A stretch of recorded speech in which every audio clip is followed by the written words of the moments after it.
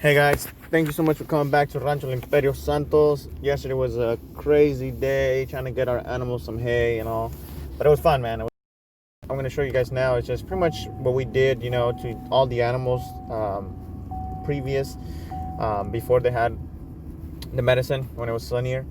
So we just enjoy it, as we discuss the last part of the video, or at least of the series that I was going to make for you guys getting to know me and essentially know why we started the rancho. So enjoy, guys. So yeah.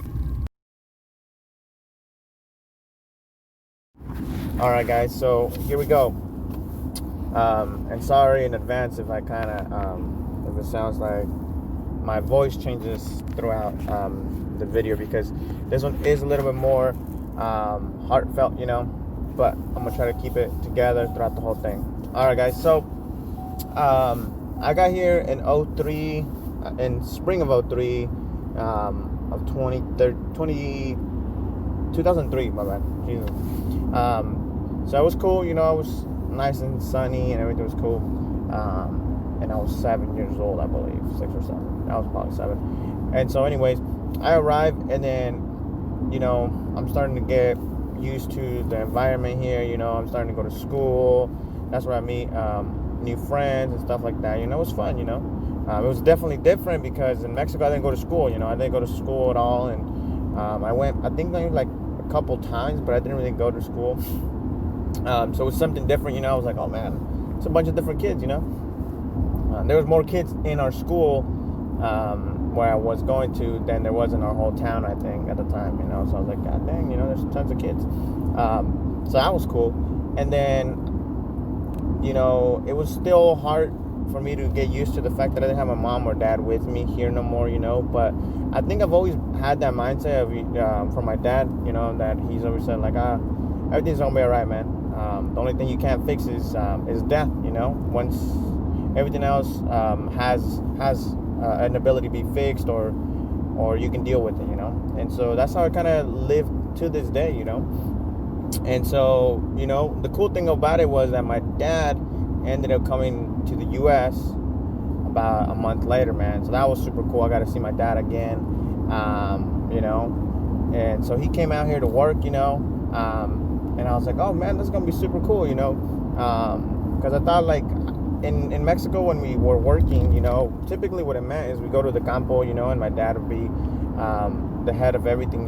He'd take his bulls and kind of start making rows, and then me, my grandma, and my aunt, and everybody else would kind of go behind him and plant the seeds, cover him up, and make sure everything looks good. And then later down the season, around this time of year, or earlier than this, we'll go back out there, clean out the weeds, and then get ready for harvesting around this time, late November or early December. Typically depends on when it's the months that how the rain has gone and how well the plant has cultivated.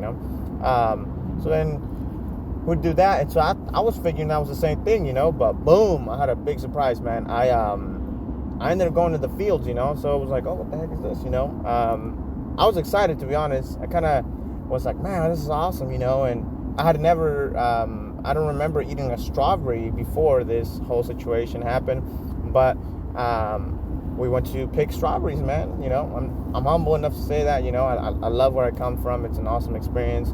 And yeah, I remember we were getting paid I think at 11 cents a pound, dude. I was just excited because we were gonna make some money, but can you imagine that now? Like, dang, that's close to nothing, Tells you how much the economy has changed since 2003.